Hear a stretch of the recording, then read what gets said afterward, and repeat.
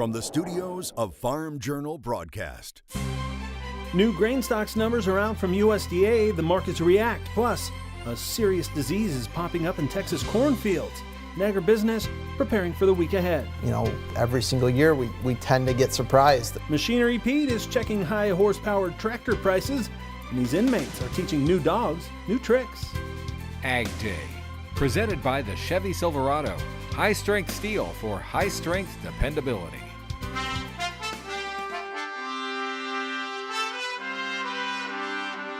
Good morning, I'm Clinton Griffiths. With grain prices remaining stagnant, farmers have been holding on to last year's grain, hoping for better prices, and new data from the Ag Department backs up those storage stats. Old crop corn stocks coming in at nearly 2.3 billion bushels. That's up 32% compared to last September. Now, as high as that number is, it's still below what many in the grain trade expected.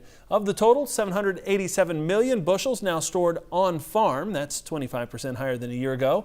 On the soybean side, soybean stocks at 301 million bushels. That's up more than 50% compared to 2016. On-farm stocks coming in at nearly 88 million bushels, a whopping 112% higher than a year ago. The surprise there is that they did come in lower than anticipated, but that's enough to give us some short covering here to close out the week, but will it be enough to fight off some of that seasonal pressure that we have moving forward? And I think that that's going to be a battle in here, and we're probably going to see corn and soybean prices grind somewhat sideways in choppy price action. And wheat stocks coming in at 2.2 billion bushels. When you look at it, it's really the spring wheat estimate that was the shocker. Everybody was anticipating that you'd see a lower spring wheat estimate, and instead USDA actually raised it, both the other spring and the Durham crops, and as a result, those markets are reeling here. Farmers in the panhandle of Texas and Oklahoma border are dealing with a grain quality issue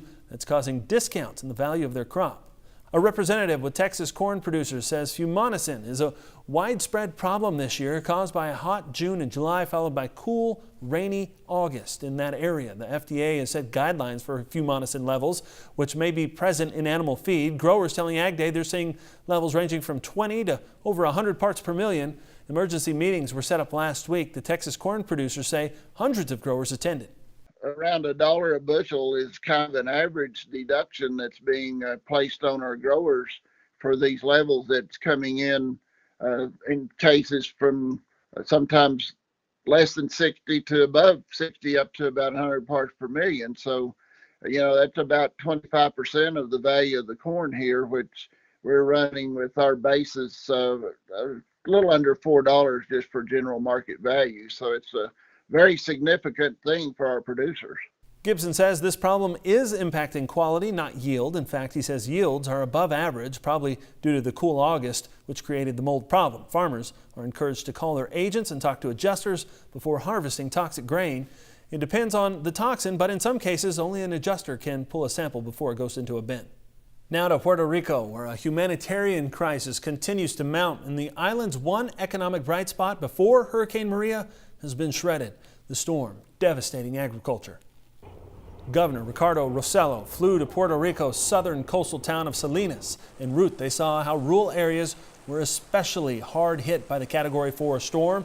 80% of wooden homes were damaged or destroyed, and nearly 100% of the territory's ag sector sustained significant damage. And while most of the island's food is imported, statistics from the governor show about 7,000 people working in agriculture there. Farm income was growing and crop production acreage is up 50% over the past 4 years. 80% of the island is still without telecoms, so it's very hard to keep executing that way. Adding to that, Puerto Rico's energy grid has completely been destroyed.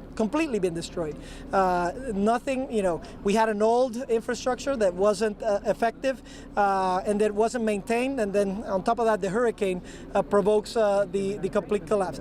Agriculture income is divided nearly equally between crop and livestock production, according to USDA data. Crop sales generate about $271 million a year, led by production of plantains, vegetables, and melons, nursery, and greenhouse crops. Livestock sales are about $276 million, led by milk production, poultry, and cattle. One of the hardest hit crops was coffee, and the timing could not have been worse. Bean harvest was about to ramp up. Trees were severely damaged. New trees take several years to mature enough to produce beans.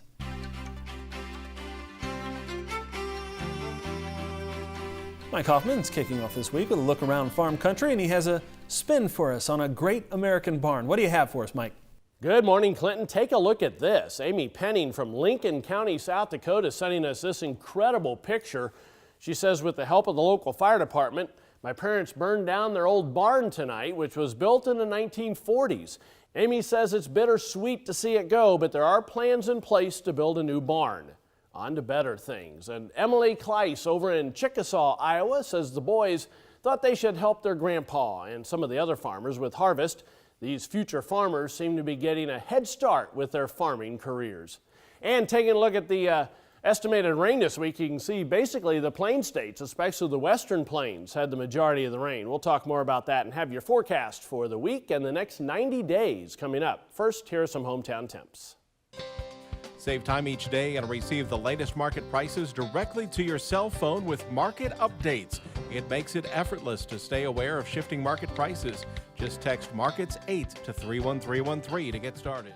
All right, next in agribusiness, we'll take a closer look at Friday's grain stocks report and get some perspective on market reaction. Plus, Machinery Pete's checking in. Stay tuned, folks. Coming up, we're going to talk high horsepower tractors. And though their days are spent behind bars, these inmates are using that time to help people outside the lockup by training service dogs. Unlock the power of ag technology this December in Indianapolis at the first ever AgTech Expo. Learn all about it at farmjournalagtech.com.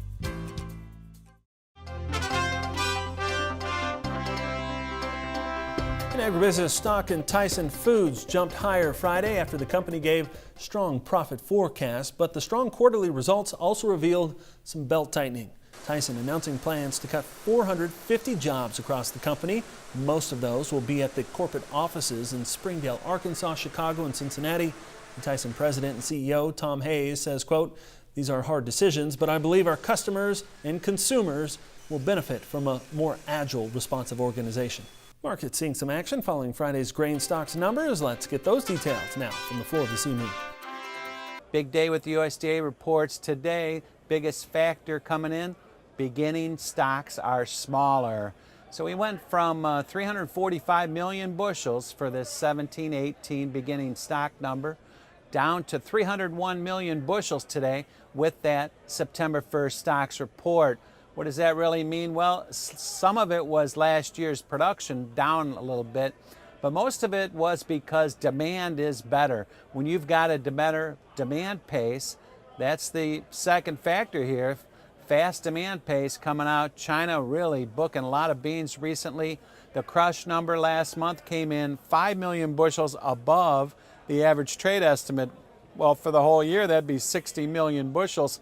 So the USDA does have some ammunition to raise demand in the next supply-demand report. If we're down 1 bushel per acre now with the new beginning stocks number, down 1 bushel acre, it'll take us from an ending stock estimate of 475 million bushels in the September report to 337 million bushels for the October supply-demand report. Thank you. This is Terry Rogensack coming to you from the CME Group trading floor. Here at the Agribusiness Desk today, I have Dustin Johnson with Ag Yield and John Payne with Daniels Ag Marketing. Thank you both for being here, kicking us off for the week. All right, big stocks report last week. We'll start with you, Dustin. What were your thoughts on that stocks report? Sure. The soybean number came in lower than anticipated. So did corn to an extent. I think it's just a product of another strong year for demand for soybeans, and every single year we tend to get surprised.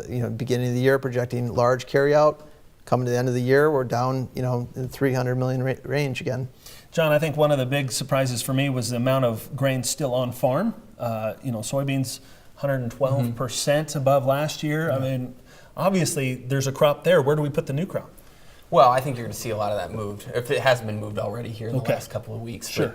But, for me, I think the surprise I have is really the spread that we have between these corn contracts. And a year ago, December corn, when we were down at these levels, say 350, 340 into the harvest, that red DEES 17, which is now I'm referring to DEES 18, is now around $4. So we have a 45-cent spread here.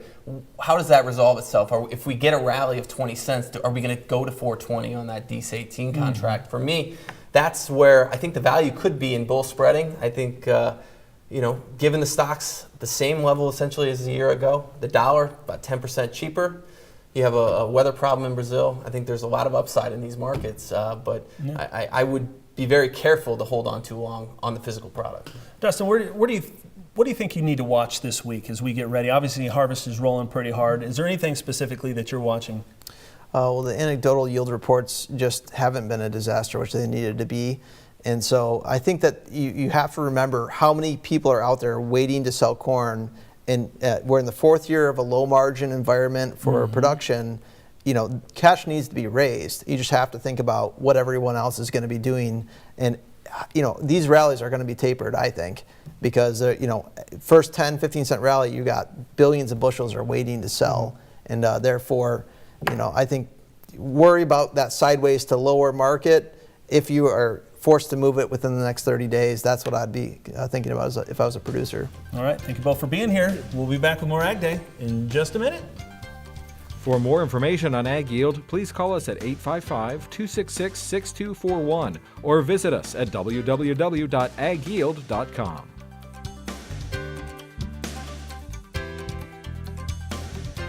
To follow John Payne's take on the market, check out www.thisweekingrain.com. AgDay weather, brought to you by Kawasaki and the new Mule Pro FXR side-by-side. Ride like a boss with high-end styling and rugged capability. Welcome back to Ag Day on this Monday morning. Mike Hoffman taking a look at rainfall over the last week. And Mike, right there through the middle of the plains, plenty of rain last week. That kind of tells you things were stalled out last week. Just coming from south to north, with the majority of that rain in South Texas. In fact, some pretty incredible amounts in parts of the central Rio Grande Valley. Some of those numbers are 8 inches plus between a week ago Saturday and this past Friday. But you can see those heavier amounts really throughout much of Texas except the eastern part and most of the western half of the plains. And that helps some areas that were starting to dry out in the western plains, not helping areas east of the Mississippi Valley that have been getting drier and drier. And a lot of that rain was in the eastern part of this really large drought area, especially over Montana. But you've had some rain over the past few weeks, which has helped that situation in that area. There's the jet stream as we head through the week. You can see the ridge holds. Trough tries to come east, then it gets kind of stuck in the west as we head through the middle of the week, but eventually all of that starts to come eastward, a pretty good trough coming by the end of the week into the Great Lakes in the northeast. And this is kind of interesting. This is a long wave trough covering the entire northern hemisphere basically in Canada and the United States with a big trough. So if that pattern would hold as we head into the middle of October, it would turn chilly in many areas. Here's the look at this week. Precipitation, I'm expected to be above normal. A couple of systems kind of stalling out again with that trough out west, ridge in the east. In the center of the country, below normal up and down the east coast and below normal in much of the west. Temperatures this week then, I am going above normal. You can see in the southern half of the plains, most of the east, below normal from Montana through the western portions of the country. October temperatures then above normal on the coasts, below normal in parts of the middle of the country, but I think a lot of that's going to be pretty close to normal as we kind of go back and forth. This is a tough season later on. In November, we're going below normal for the far northern plains, southern Canada, but most of the south and the east expected to be above normal. And then on to December, I'm going near normal for most of the eastern two-thirds of the country at this point. It's a tough one to tell, like I said, especially later in this 90-day forecast. Above normal then for most of the west except the far northwest. Precipitation over the next 90 days, central southern plains, Gulf Coast, southwest expected to be below normal, northwest, northern Great Lakes and the northeast expected to be above normal. That's a look across the country. Now let's take a look at some local forecasts. First of all, for Great Falls, Montana, cloudy with a mix of snow and rain, high of just 36 degrees. Wichita Falls, Texas, warm and humid with some sunshine, high of 84. And Glens Falls, New York, good deal of sunshine and pleasant, high of 70. Machinery Pete checks in next. He looks at demand for high horsepower tractors and find out how inmates are helping people outside the prison walls by breaking the shackles of physical or emotional ailments. Canines for Service, later on Ag Day. Machinery Pete is brought to you by John Deere. Where can you find the most comprehensive inventory of John Deere certified pre-owned tractors, combines, and sprayers? MachineFinder.com. Sometimes the best new addition to your fleet isn't new. Combines may be running, but Machinery Pete is watching high horsepower tractors creep across his auction pages. He has some details from his home office in Minnesota. All right, folks, let's talk high horsepower tractors. Now, what I've noticed the last 12 or 18 months or so has been buying demand is very strong for the nicest condition used ones, whether that's on the dealer lot or at auction. Now, one form of proof of this is search traffic data to our MachineryPete.com website, where we've got over 100,000 pieces of dealer equipment for sale from all over the country. And if we look at the high horsepower tractor category, search traffic in September 17 was up 20.6% versus September 16. Now, I'm also seeing proof on the auction market recently. Now, here's a picture of a 2013 Case IH 550 quad track, and this sold on a September 19th online farm auction in west central Minnesota, sale by the Steffes Group. Now, this tractor had 917 hours on it, sold for $233,000. And when I look at our data, that's the highest auction price in 21 months on a 550 quad track. And last Monday, I covered a farm auction in southwest Michigan that we filmed for our Machinery Pete TV show, sale by Schrader Real Estate and Auction, where this beautiful John Deere 9530 four-wheel drive tractor sold. Only 578 hours on it. Now, basically, this was purchased years ago for tax purposes, and it sold for $175,000. And again, when I look at our auction price data, that's the highest price in the U.S. in the last 34 months on a 9530. Now, interestingly, this tractor was purchased by a phone bidder from Canada.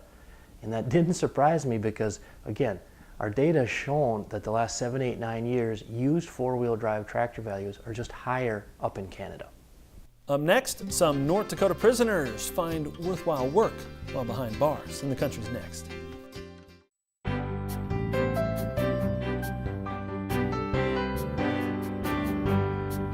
In the Country, brought to you by Kubota's M7 series. Learn more about the largest tractor in Kubota history at Kubota.com.